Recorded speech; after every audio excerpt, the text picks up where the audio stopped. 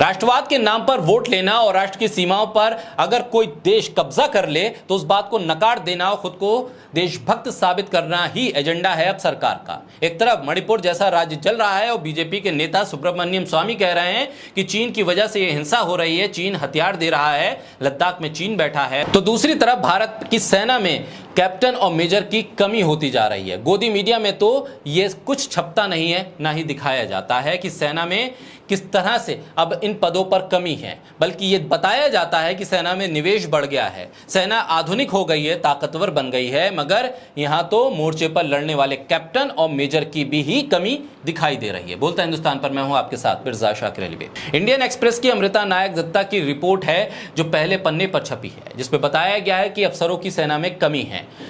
सेना में अफसरों की कमी क्या इसलिए हो गई है क्योंकि जिस तरह से महाराष्ट्र में पूरा सत्ता का खेल हो गया, उसमें राहुल गांधी जिम्मेदार बताए गए। क्या शरद पवार और राहुल गांधी मिलकर जिस विपक्षी एकता को आगे बढ़ा रहे हैं, क्या उसकी वजह से इन पदों की कमी हो गई है? क्या नेहरू से लेकर राहुल गांधी तक इसके लिए जिम्मेदार हैं? भारतीय सेना में मेजर और कैप्टन स्तर पर अधिकारियों की भारी कमी हो रही है, इसकी जिम्मेदारी किस पर आएगी? ऐसे में सेना यूनिट्स में उनकी कमी को दूर करने के लिए हेडक्वार्टर्स में स्टाफ अधिकारियों की पोस्टिंग को कम करने की अब योजना बनाई जा रही है। साथ ही ऐसे पदों पर पहले से नियुक्त अधिकारियों की नियुक्ति पर विचार हो रहा है। इंडियन एक्सप्रेस की रिपोर्ट के मुताबिक सेना ने कुछ कदम उठाया है, जिसपे कमांडो से जानकारी मांगी गई है कि कौन कहां तैनात है। वर्तमान में मेजर रैंक के मध्य स्तर के अधिकारियों को लगभग 6 साल की सेवा पूरी होने पर अलग अलग कोर कमांडर और डिवीजन मुख्यालयों में स्टाफ नियुक्ति में पहली पोस्टिंग दी जाती है। फिलहाल सेना में आर्मी मेडिकल कोर और आर्मी डेंटल कोर समेत 8,129 अधिकारियों की कमी है।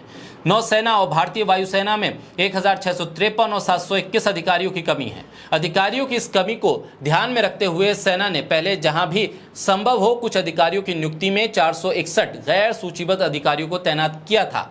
सेना के मौजूदा प्रस्ताव में मुख्यालय में इन स्टाफ तैनातियों को अस्थायी रूप से कुछ कटौती करने के तौर पर भी शामिल किया गया है। जब तक कि फोर्स में अफसरों की कमी खत्म न हो जाए, इस दिशा में एक प्रस्ताव दिया गया है, जिसमें जूनियर और मध्य स्तर के जो अफसर हैं उन्हें मौजूदा वक्त में अलग अलग मुख्यालयों में तैनात किया जाएगा। उनको 24 महीने तक निर्धारित कार्यकाल पूरा होने के बाद बिना किसी राहत के तैनात किया जाएगा।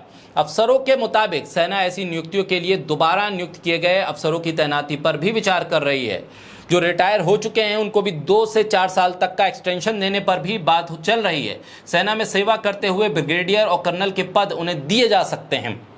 सवाल इस बात का है कि पूरे देश में जहां राजनीतिक उठापटक की चर्चा हो रही है, इस बात की चर्चा गोदी मीडिया कर रहा है कि कौन चाणक्य है, कौन महाराष्ट्र का चाणक्य है, कौन देश का चाणक्य है, उस गोदी मीडिया के भीतर इतनी गंभीर विषय पर चर्चा नहीं हो रही है। सेना से जुड़े हुए इस मुद्दे पर चर्चा करने की हिम्मत गोदी मीडिया नहीं कर पा रहा है और सरकार के जिम्मेदार लोग भी सिर्फ और सिर्फ विपक्ष के एकता को कैसे कमजोर किया जाए, कैसे ये साबित किया जाए जो विपक्षी एकता के नाम पर बैठक हो रही है वो भ्रष्टाचारी लोग हैं, इस बात को साबित करने में पूरी जी जान के साथ सरकार लगी हुई है। लेकिन सरकार इस बात की चिंता नहीं कर रही है कि जो मेजर स्तर के पद खाली पड़े हैं उनको कैसे भरा जाए। और सरकार इस बात की चिंता क्यों नहीं कर रही है कि जो पद मेजर स्तर के खाली पड़े हैं उनको भरा जाए, क्योंकि सेना में इस स्तर के पद अगर खाली हैं तो सेना के ऊपर एक मनोबल पर भी असर पड़ता है। ऐसे में जब भारत मणिपुर से लेकर लद्दाख तक अलग अलग मुद्दों पर सेना के स्तर पर कई बातों को लेकर